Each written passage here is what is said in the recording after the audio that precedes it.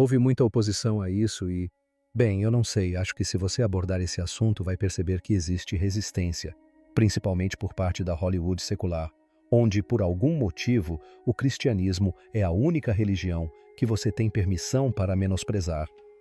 E se eu lhe contasse que tudo o que você pensa saber sobre história, fé e a maior história já contada é apenas metade da verdade? Mel Gibson arriscou tudo. Sua fortuna, sua carreira e até mesmo sua vida para trazer isso à tona. No podcast de Joe Rogan, ele revelou segredos, lutas e revelações que Hollywood, a igreja e a própria história tentaram esconder. Esta noite, vamos aos bastidores da paixão de Cristo e além para uma história de fé, coragem e um mistério que poderá mudar para sempre a forma como vemos o mundo. Crucificação, controvérsia e dinheiro. Antes de A Paixão de Cristo se tornar o filme independente de maior sucesso da história, antes de arrecadar mais de Language Not Registered for Generation milhões de dólares em todo o mundo, com um orçamento de Language Not Registered for Generation milhões de dólares. E antes de igrejas por toda a América reservarem cinemas inteiros para suas congregações, era um filme que ninguém em Hollywood queria produzir. Mel Gibson passou anos tentando tirar o projeto do papel pelos canais tradicionais dos estúdios. Todas as grandes distribuidoras o rejeitaram. O conceito era simples.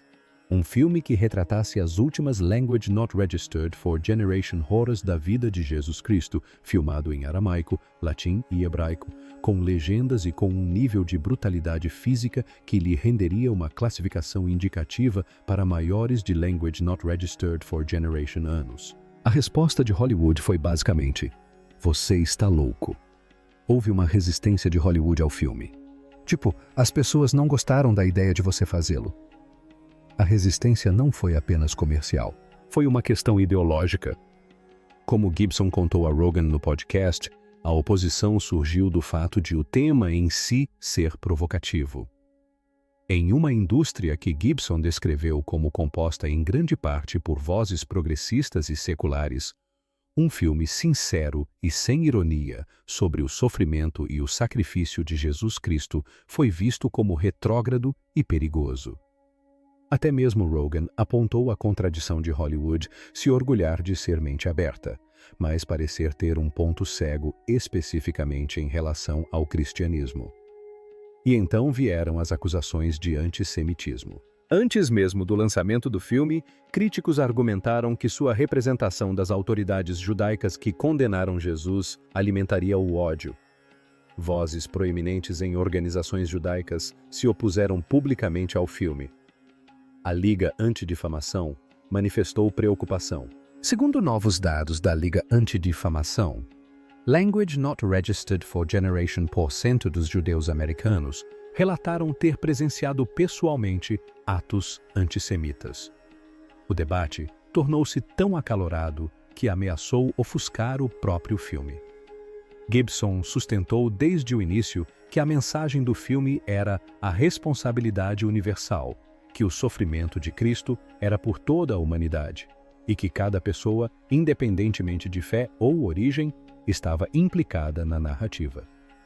Ele destacou o fato de que ele próprio inseriu sua mão no filme. É a mão de Gibson que crava o primeiro prego na cruz. Isso não foi um acidente, foi uma declaração teológica. Todos nós somos responsáveis. Quando nenhum estúdio quis distribuir o filme, Gibson financiou toda a produção do próprio bolso. Ele investiu Language Not Registered for Generation milhões de dólares do próprio bolso.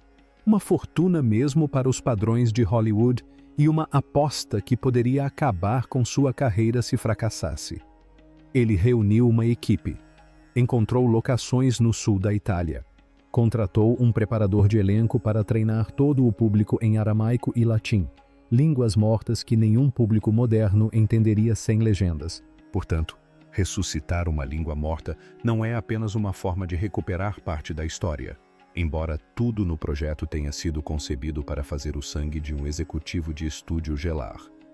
Ele contratou Jim Caviezel, um ator respeitado, mas ainda não um nome conhecido do grande público, para interpretar Jesus. Ele filmou com uma intensidade e violência que garantiram uma classificação indicativa para maiores de Language Not Registered for Generation anos. Não havia nenhuma versão suavizada para a história digna de ser lida na escola dominical. Esta foi a crucificação, tal como realmente aconteceu. Brutal, prolongada e, em alguns trechos, impossível de assistir. Quando o filme ficou pronto, Gibson fez uma parceria com a New Market Films para a distribuição, uma pequena empresa independente, não um grande estúdio. A estratégia de marketing foi nada convencional. Gibson exibiu o filme para líderes religiosos, pastores e grupos religiosos, construindo uma relação de boca a boca em comunidades que Hollywood nunca havia se preocupado em conquistar. Foi uma estratégia de base que a indústria jamais havia visto nessa escala. E em Language Not Registered for Generation. De fevereiro de Language Not Registered for Generation. Quarta-feira de cinzas. A Paixão de Cristo estreou nos cinemas. Arrecadou dólares americanos Language Not Registered for Generation milhões em seu fim de semana de estreia. E em poucos meses, ultrapassou dólares americanos Language Not Registered for Generation milhões nos Estados Unidos e mais de Language Not Registered for Generation milhões mundialmente, tornando-se o filme independente de maior sucesso da história e o filme com classificação indicativa R de maior bilheteria nos Estados Unidos até então. Igrejas organizaram sessões de cinema em grupo. Congregações inteiras lotaram as salas. Pessoas que não iam ao cinema há anos formaram filas. Roger Ebert, um dos críticos mais respeitados dos Estados Unidos, o considerou talvez o filme mais violento que já vira, mas reconheceu seu poder bruto e sua gravidade emocional. Outros críticos foram implacáveis. O debate sobre antissemitismo dominou a cobertura da mídia tradicional.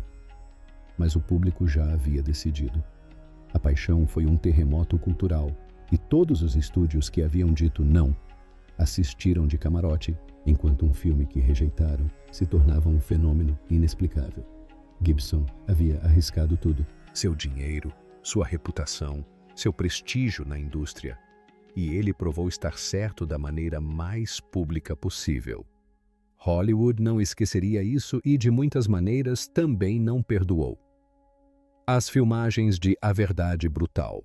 Se a resistência de Hollywood foi a notícia antes do lançamento, o que aconteceu durante as filmagens é a história que ainda causa arrepios. As filmagens de A Paixão de Cristo foram realizadas ao longo de vários meses na cidade italiana de Mata e nos estúdios Cinita, em Roma. O filme enfrentou condições climáticas invernais, temperaturas congelantes, ventos fortes em locações expostas no topo de penhascos e, no centro de tudo, Jim Caviezel, o ator que interpretava Jesus, suportou um nível de sofrimento físico que confundiu a linha entre atuação e realidade. Caviezel tinha Language Not Registered for Generation anos quando aceitou o papel. Suas iniciais eram JC. Quando ele mencionou esses dois fatos a Gibson durante o primeiro encontro deles em Malibu, uma reunião que durou mais de Language Not Registered for Generation Horrors, e na qual Gibson inicialmente propôs um filme fictício sobre surfistas apenas para atrair Caviezel para a sala, a resposta de Gibson foi dizer que ele estava assustando Caviezel e desligou o telefone. No dia seguinte, Gibson ligou de volta para garantir que Caviezel entendesse o que estava aceitando. Ele lhe disse sem rodeios: "Este papel pode acabar com sua carreira em Hollywood. Você pode nunca mais trabalhar nesta cidade." A resposta de Caviezel foi que todos nós temos nossas cruzes para carregar. Ou as carregamos ou somos esmagados sob o peso delas. Ele já havia recebido a proposta para interpretar Jesus 2 vezes, para uma peça de teatro e um especial de televisão. Em ambas as ocasiões, recusou. Mas quando ouviu a visão de Gibson, a brutalidade, a autenticidade e a recusa em suavizar a história, soube que desta vez seria diferente. Jim Caviezel astro de Madison, explica por que hesitou em interpretar Jesus em A Paixão de Cristo. Ele disse que esta versão mostraria a plenitude da verdade, e não estava falando metaforicamente sobre aquelas cruzes, não depois do que aconteceu em seguida. Durante a cena da flagelação, Caviezel foi acidentalmente açoitado de verdade 2 vezes por um ator que interpretava um soldado romano, que não viu o poste de proteção atrás dele. O primeiro golpe deixou uma cicatriz de Language Not Registered for Generation centímetros em suas costas. A cruz de Language Not Registered for Generation kgs caiu sobre sua cabeça durante a sequência da violoncela, enterrando seu rosto na areia e fazendo com que ele mordesse a própria língua. O sangue que você vê escorrendo da boca dele naquela cena é real. Seu ombro esquerdo foi deslocado por carregar a cruz, e a lesão o atormentou durante o resto das filmagens. Ele ficou pendurado na cruz em temperaturas abaixo de 0, com ventos de Language Not Registered for Generation km/h. Eles estavam praticamente nus. As condições do inverno italiano em Mata eram implacáveis. As temperaturas caíam para -graus com sensação térmica muito abaixo disso em um penhasco exposto a Language Not Registered for Generation metros de altura. Ele contraiu hipotermia, depois pneumonia e, em seguida, uma infecção pulmonar que persistiu por semanas. A maquiagem protética usada para criar um olho inchado eliminou sua percepção de profundidade, tornando cada cena física mais perigosa e causando-lhe enxaquecas debilitantes que duravam dias inteiros de filmagem. No final da produção, Caviezel havia perdido muito peso e mal conseguia se mover sem dor. E então, na última tomada de todo o filme, durante a cena do Sermão da Montanha, na 5ª tomada, Caviezel foi atingido por um raio. Bem, eu fui eletrocutado por um raio na última tomada do filme. O álbum é bem conhecido, já falei sobre isso antes. O produtor, Steve McCavity, descreveu mais tarde ter visto o raio atingir Caviezel diretamente e um fragmento dele atingir o assistente de direção, John Michelini, que estava perto segurando um guarda-chuva. Foi o segundo raio que Michelini atingiu durante a produção. Caviezel disse mais tarde que viu fogo saindo de ambos os lados de sua cabeça e que as pessoas assistindo emitiram um som que ele nunca tinha ouvido antes. Um som, disse ele, como o som que as pessoas fizeram ao ver os aviões atingirem as torres. Repugnante, primitivo. O raio causou complicações cardíacas que exigiriam 2 cirurgias na década seguinte, incluindo uma cirurgia de coração aberto. Em Language Not Registered for Generation, Caviezel revelou publicamente que, na verdade, morreu na mesa de cirurgia durante uma dessas cirurgias e precisou ser reanimado. Quando perguntado sobre qual parte das filmagens teve o maior impacto sobre ele, Caviezel disse que houve coisas pelas quais passou que ele nem conseguia falar. Gibson, no podcast de Rogan, mencionou o impacto que o filme teve em Caviezel, como a experiência aprofundou sua fé de maneiras que foram além de qualquer coisa que qualquer um deles tivesse previsto.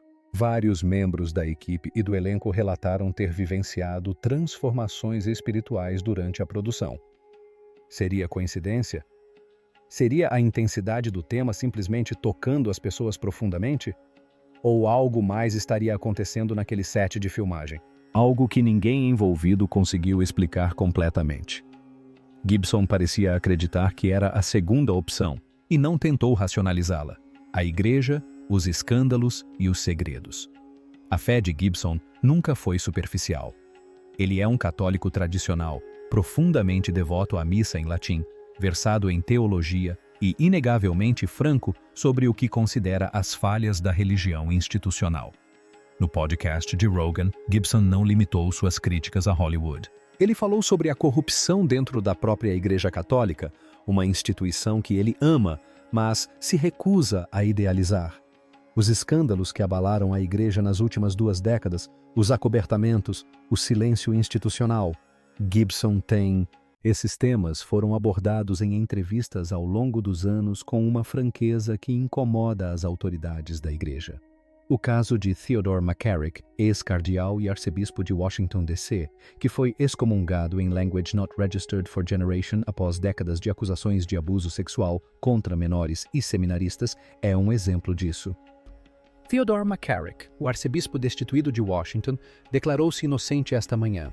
Talvez seja o exemplo mais notório do que Gibson considera uma falha sistêmica.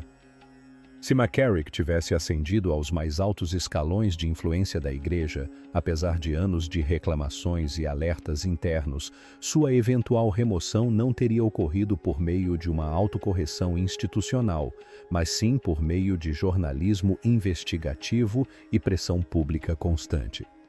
Para Gibson, casos como o de McCarrick representam uma traição tão profunda que somente uma perspectiva espiritual pode explicá-la.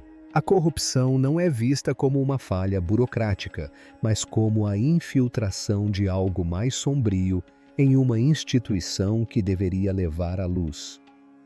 Gibson traça uma linha nítida entre a Igreja como um corpo espiritual, os ensinamentos, os sacramentos, as crenças fundamentais que sustentaram 2 bilhões de pessoas ao longo de 2 milênios, e a Igreja como uma instituição humana vulnerável à mesma corrupção que qualquer outra organização dirigida por pessoas imperfeitas.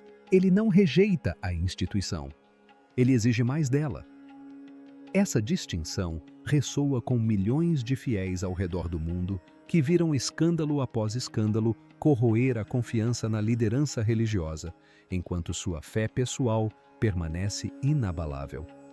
Gibson dá voz a essa frustração. Ele não é um ex-católico expressando queixas. Ele é um católico devoto que acredita que a instituição tem a obrigação de ser melhor e que responsabilizá-la é um ato de amor, não de rebeldia. No podcast, esse tema naturalmente se entrelaçou com sua visão de mundo mais ampla. Gibson vê o mundo em termos espirituais claros: bem e mal, luz e trevas, redenção e corrupção. Para ele, os escândalos dentro da Igreja não são apenas falhas administrativas. São evidências de uma guerra espiritual. E a resistência que ele enfrentou ao fazer o filme A Paixão de Cristo não era apenas comercial. Era parte do mesmo campo de batalha. Você não precisa compartilhar dessa visão de mundo para reconhecer a sinceridade por trás dela. E Rogan, a seu crédito, não tentou desmantelá-la. Ele ouviu, fez perguntas e deixou Gibson falar. Mas a maior revelação daquele podcast não foi sobre Hollywood, não foi sobre a Igreja, foi sobre o que Gibson acredita ter acontecido em um túmulo em Jerusalém há Language Not Registered for Generation anos. Evidências da ressurreição. Houve um momento naquela entrevista em que tudo mudou. Era possível sentir isso através da tela. Gibson e Rogan vinham circulando o assunto há algum tempo, falando sobre Hollywood, sobre a Igreja, sobre cinema. Mas então Rogan levou a conversa para o ponto que Gibson vinha construindo o tempo todo, a ressurreição. Para a afirmação central do cristianismo, que ou torna tudo verdadeiro ou o desmorona completamente. E Gibson não hesitou. Ele começou falando sobre os evangelhos não como mitologia, não como alegoria espiritual, mas como um registro histórico. Suas palavras exatas foram: considero os evangelhos como história. É uma história verificável. Algumas pessoas dizem: é um conto de fadas, ele nunca existiu. Mas existiu. E há outros relatos históricos verificáveis fora dos bíblicos que também corroboram isso. Depois, ele passou a falar do sudário de Turim. Gibson disse a Rogan que testes recentes revisaram a datação do sudário, antes considerado uma falsificação medieval, remontando-o à época de Cristo. Rogan ficou genuinamente intrigado, observando que os cientistas ainda não conseguem explicar como a imagem foi criada. Não é tinta, não é corante, não é nenhuma tecnologia conhecida de qualquer época. A imagem parece ter sido formada por algum tipo de explosão de energia que a ciência não conseguiu replicar. Talvez nenhum artefato religioso no planeta Terra gere tanta fascinação e controvérsia quanto o sudário de Turim. Gibson deixou essa ideia pairar no ar por um momento. A noção de que havia uma prova física, um sudário que desafiava qualquer explicação e corroborava a alegação mais extraordinária da história da humanidade. Mas o verdadeiro ponto de virada ocorreu quando Gibson falou sobre os apóstolos. Ele explicou tudo com clareza. Após a crucificação, os 12 homens que seguiram Jesus tinham todos os motivos para abandoná-lo. Seu líder havia sido torturado e executado publicamente pelo Império Romano. O movimento havia chegado ao fim. A escolha segura e racional era desaparecer. Voltem para casa, neguem tudo e vivam. Nenhum deles fez isso. A voz de Gibson carregava um peso que as transcrições não conseguem capturar completamente quando ele disse: cada um daqueles caras preferiu morrer a negar suas crenças. Ele fez uma pausa. E ninguém morre por uma mentira. Ninguém. Esse era o argumento que pairava no ar. Não uma abstração teológica, mas sim uma reflexão humana. As pessoas mentem para salvar suas próprias vidas. É instinto. É sobrevivência. Ninguém suporta anos de perseguição, prisão e execução para proteger uma história que inventou. Algo aconteceu que mudou esses homens de forma tão fundamental que morrer era preferível a negar o ocorrido. Rogan reconheceu o peso disso. A ressurreição é a coisa mais difícil de assimilar, disse ele. Gibson concordou imediatamente. Aqui exige mais fé e mais crença. Sim, a ressurreição. E então Gibson proferiu a frase que se tornaria viral em todas as plataformas em Language Not Registered for Generation Horrors. Quem se levanta 3 dias depois de ser assassinado em público? Quem se levanta por conta própria? Buda não fez isso. Não foi dito como uma piada final, não foi dito como um ataque a outras religiões. A declaração foi feita por um homem que afirmava o que acreditava ser um fato, com a certeza direta que a maioria das figuras públicas passa a carreira inteira evitando. Em um cenário midiático onde todos se esquivam, onde cada declaração passa pelo filtro da gestão de imagem e das relações públicas, Gibson simplesmente disse o que pensava. Rogan não contestou. Não tentou refutar a afirmação. Não desviou para um assunto mais ameno. Apenas refletiu sobre o que havia dito. E para um homem que construiu o maior podcast do planeta questionando cada afirmação e cutucando cada suposição, esse silêncio significou muito. 2 dias antes da exibição deste episódio, Rogan havia lançado outro episódio com o apologista cristão Wesley Huff, no qual ele considerou as evidências da existência de Jesus fascinantes. O podcast The Gibson Conversation veio logo em seguida. 2 episódios consecutivos abordando seriamente o cristianismo no podcast mais ouvido do mundo. Se Rogan estava numa jornada pessoal ou simplesmente seguindo sua curiosidade, o momento era impossível de ignorar. Gibson foi além. Ele falou sobre reinos espirituais, o bem e o mal, travando uma guerra pelas almas da humanidade. Existem grandes reinos, reinos espirituais, ele disse a Rogan. Existe o bem, existe o mal, e eles estão lutando pelas almas da humanidade. Para ele, aquilo não era uma metáfora. Era a estrutura através da qual ele compreendia tudo. A resistência de Hollywood ao seu filme, o sofrimento no set, a corrupção na igreja e a razão pela qual ele acreditava que uma sequência sobre a ressurreição era o projeto mais importante de sua vida. O vídeo se espalhou por toda a parte. Não por ser controverso, mas por ser raro. Um homem sem nada mais a provar, nada mais a proteger, sentado diante de milhões de pessoas e dizendo: eu acredito nisso, em tudo isso, plenamente. E a internet respondeu não com escárnio, mas com algo mais próximo da fome. Sessões de comentários se encheram de pessoas compartilhando suas próprias jornadas de fé, suas próprias dúvidas, seus próprios momentos silenciosos de crença que nunca haviam expressado em voz alta.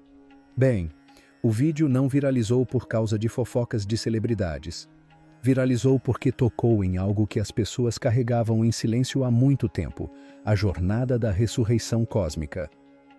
Gibson contou a Rogan que está fazendo a sequência. Chama-se A Ressurreição de Cristo e não é nada do que você imagina. O roteiro levou 7 anos para ser escrito. Gibson trabalhou nele ao lado de seu irmão e de Randall Wallace, o roteirista de Coração Valente. Gibson descreveu a experiência como uma viagem de ácido. E o mais importante que Mel Gibson está dizendo é que ele levou Language Not Registered for Generation anos para escrever esse roteiro. Ele disse que nunca tinha lido nada parecido. Disse que é o projeto mais ambicioso que já tentou e que não tem certeza se conseguirá realizá-lo. Eis o que torna este projeto fundamentalmente diferente de A Paixão de Cristo. O primeiro filme era linear. Cobria as últimas Language Not Registered for Generation horas da vida de Cristo. A agonia, a traição, o julgamento, a crucificação. E era brutal e cronológico. A sequência não é nada disso. Gibson disse a Rogan que, para contar a história da ressurreição adequadamente, é preciso começar com a queda dos anjos. Isso significa entrar em outro reino. É preciso ir ao inferno. É preciso ir a Sheol. A narrativa se estende da queda dos anjos à morte do último apóstolo. É não linear. Ela se move através do tempo, através de reinos, através de dimensões da existência que nenhum filme convencional jamais tentou retratar.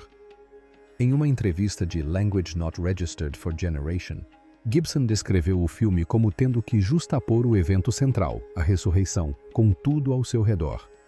O futuro, o passado e outros reinos. Ele admitiu que estava entrando em um território que parecia quase ficção científica. Jim Cavell retornará como Jesus. Gibson planeja usar tecnologia de envelhecimento por computação gráfica para preencher a lacuna de Language Not Registered for Generation anos, desde o filme original. Um desafio técnico, visto que a sequência se passa apenas Language Not Registered for Generation dias após os eventos de A Paixão de Cristo. Alguns membros do elenco de apoio também podem retornar com tratamento semelhante. As filmagens devem ocorrer na Itália, onde o original foi filmado, embora uma data de início precisa ainda não tenha sido definida. Gibson disse a Rogan que precisa começar a pré-produção e ver o que acontece, mas espera iniciar a produção em Language Not Registered for Generation. Cavell, por sua vez, foi inequívoco.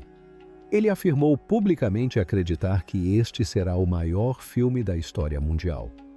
Não o maior filme religioso, mas o maior filme, ponto final. E pense apenas no potencial visual. A queda dos anjos, a descida ao Sheol, o reino dos mortos na antiga cosmologia hebraica, o sofrimento do inferno, o momento da ressurreição em si retratado não como um despertar suave em um jardim, mas como um evento cósmico que rompe a fronteira entre os reinos.